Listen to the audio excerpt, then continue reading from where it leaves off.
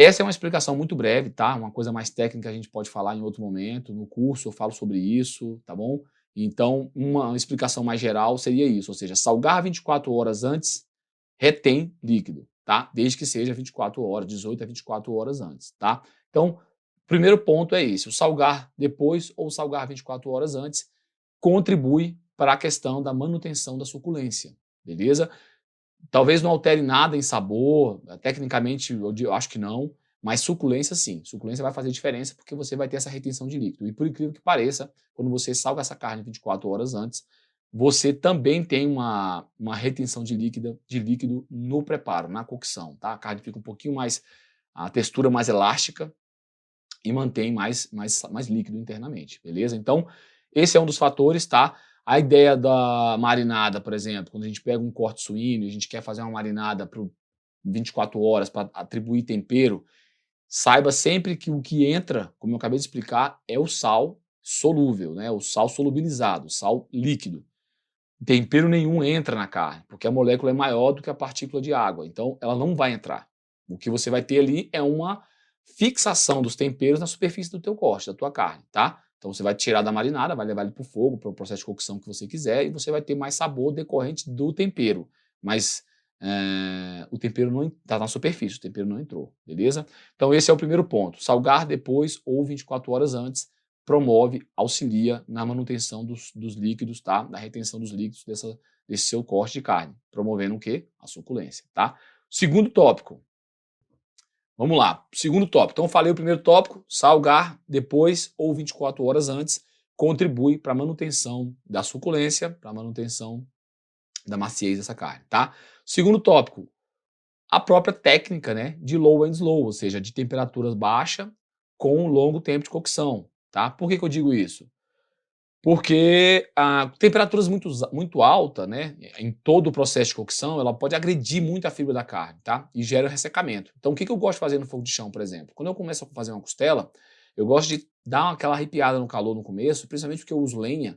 Lenha tem alta combustão, né, ou seja, tem fogo rápido, e eu gosto de dar aquele defumadinho na costela, então eu costumo usar a lenha para dar esse defumado e para obter um calor alto, né, um calor forte e imediato ali no começo, tá? Isso vai acontecer, o que que vai gerar isso?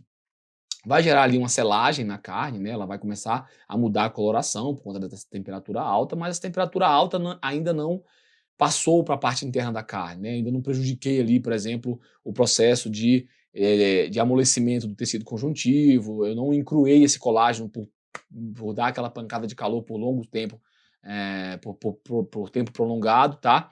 Então, a ideia é de você fazer o preparo no contexto de fogo de chão, com baixa temperatura e longo tempo de cocção, ajuda, tá? Na manutenção dos líquidos, beleza? Então, você pode iniciar ali com fogo um pouco mais alto, dar essa selagem na carne e depois você deixa ela lá com fogo baixo. Esse fogo baixo não vai agredir, vamos dizer assim, a fibra da carne, vai promover a mudança de temperatura interna, tá, da carne, que é o que você quer. Eu quero que a costela, né, de um modo geral, a parte interna da carne, chegue numa temperatura desejável, que é acima de 90 graus, onde eu já tenho ali o tecido conjuntivo já quebrado, né, o colágeno, que é as moléculas de colágeno quebradas, a gordura derretida, então é essa temperatura que eu quero entregar o meu preparo. Então, eu preciso que isso seja gradativo, que isso ocorra lentamente. Então, quando eu coloco uma temperatura branda na parte externa, por longo tempo de cocção, eu vou gradativamente aumentando a temperatura interna da carne até chegar no ponto em que eu quero, tá? Então, temperaturas baixas com longo tempo de cocção também é uma boa dica aí para você poder manter a suculência e a maciez do teu corte, dos teus preparos no fogo de chão. E isso se aplica a tudo, tá? Quando eu vou para o fogo de chão, principalmente para porco, quando eu tenho a pele ali, eu quero dar uma pururucada, quando eu tô fazendo um animal inteiro, né, no assador ali, no crucifixo, eu já não gosto de elevar a temperatura. Eu já prefiro de começo, do início, ir com temperaturas baixas com longo tempo de cocção, tá? Terceiro ponto, galera. Terceiro ponto, terceira dica para que a gente possa manter a suculência e a maciez. Selar a carne, né? Antes e preservar. Desculpa. Selar a carne antes. É o que eu falei agora. Quando se trata de peças maiores, é legal porque você acaba tendo sim um pouco de retenção de líquido, beleza? Então, o que eu falei com a costela, você dá aquela pancada de calor, dá aquela grelhadinha na carne ali, dá uma selada na carne, depois você sobe ela para uma temperatura mais branda e deixa ela ali, ela vai perder menos líquido, né? As fibras, de certa forma, se fecharam, você tem menos exsudação, você acabou dando uma selada ali, você acaba fechando, de certa forma, alguns canais ali, alguns canais, e aí você vai ter, para peças grandes faz sentido isso, tá? Não faz para um steak, não faz para grelha, mas para o fogo de chão, onde a gente faz preparos com peças maiores, realmente isso faz diferença, tá? Então, criar aquela crostinha ali, aquela camadinha, e depois você subir essa carne para uma temperatura mais branda, isso vai contribuir, vai ser um fator determinante aí para a contribuição da suculência, tá? Isso, novamente falando, em cortes maiores, tá? O quarto ponto seria o ponto ideal, ou seja, falar de ponto é uma coisa um pouco complicada no fogo de chão, né? Quando a gente está falando de grelha e a gente está fazendo preparos menores, steaks, por exemplo, a gente consegue falar um pouco sobre ponto, porque é mais fácil, né? É mais fácil você visualmente observar, você, no processo ali de preparo, você consegue dar o ponto que o cliente quer muitas vezes, ou que os seus convidados querem, tá? No fogo de chão isso é mais complicado, tá? Por quê? Porque normalmente você lida com peças de carne maiores, partes do animal que contém bastante tecido conjuntivo, como é o caso da costela, não tem como a gente cortar uma costela, né?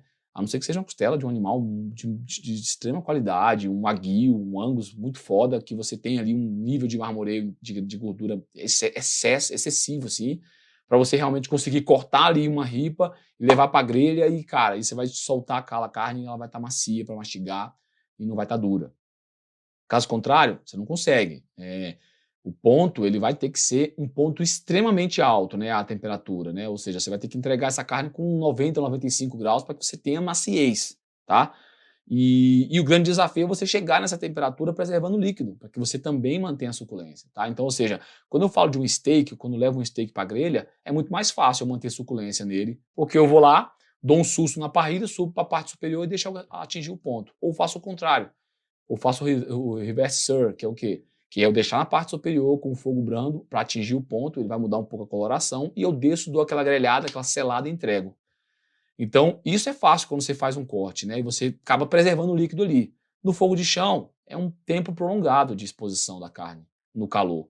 Como é que eu vou manter esse líquido, né? Então, mais uma vez, a ideia que eu falei do ponto anterior, de ter temperatura baixa com longo processo de cocção, com longo tempo de processo de cocção, tá? O terceiro ponto, a questão da selagem, ou seja, atribuir uma crostinha no corte, na carne, para que você possa ter um pouquinho mais de retenção de líquido quando você deixar ele ali no fogo mais brando por longo tempo, beleza?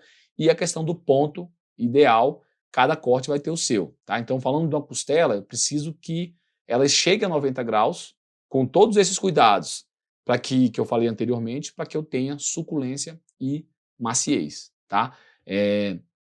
Infelizmente, pelo fato do colágeno, né, pelas moléculas de colágeno, pelo tecido conjuntivo, e o colágeno, eles são vários tipos de colágeno, né? Por conta dessas questões, eu vou ter uma textura mais rígida, né, na costela. Então, eu preciso quebrar essas moléculas. E por isso a necessidade de um tempo prolongado de uma temperatura alta. A molécula de colágeno, ela só quebra ela começa a quebrar a molécula de colágeno a partir de 85 graus. Então, a partir de 70 você tem um amolecimento desse tecido, onde ele vai gelatinizar, né, ao contrário da gordura que vai derreter, ele vai virar uma gelatina. Ele vai gelatinizar a partir de 85 graus. Então, veja que a partir desse momento eu tenho o colágeno quebrando e com temperaturas acima disso, de 85, eu tenho uma carne mais macia. Para isso, eu preciso preservar líquido. Como eu faço isso? No caso da costela, eu mantenho a minha membrana, eu castigo o meu matambre, né, que são os dois tecidos que estão ali nas bordas dessa costela, para que a carne que está lá dentro, que é de fato o músculo da costela, né, o corte da costela, esteja macio quando eu finalizar o processo de cocção, tá?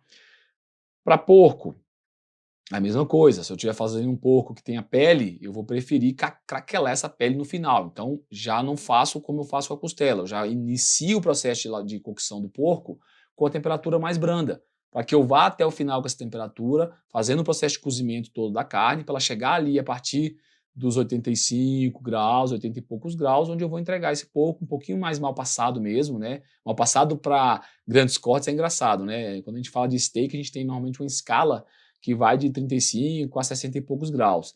Já nos grandes preparos, nos grandes assados, quando é o fogo de chão, eu preciso ter uma temperaturas acima de 70, tá? Temperaturas abaixo de 70, normalmente, de 80, normalmente é o porco, ou desculpa, é o frango, com 75 graus, 76 graus, o peixe com 63 graus, 65 graus, porque são carnes mais delicadas, mais macias, né? Então elas precisam ter, elas não podem ir a uma temperatura muito alta porque elas viram purê. Não é essa a ideia, você tem que mastigar e ter um pouco de textura, tá? Já a carne suína, a carne bovina, ela tem mais fibra, ela tem mais tecido conjuntivo, então normalmente é uma carne que precisa de mais tempo e em temperaturas elevadas ela vai ficar um pouquinho mais macia, tá? Também não pode subir tanto, porque acima de 96 você também vai ter uma carne muito mole, muito macia, um pulled, né? Como a gente chama no American Barbecue, que é aquela carne desmanchando, desfiando, e não, nem sempre agrada a todo mundo, tá? Então o ponto é também um fator determinante.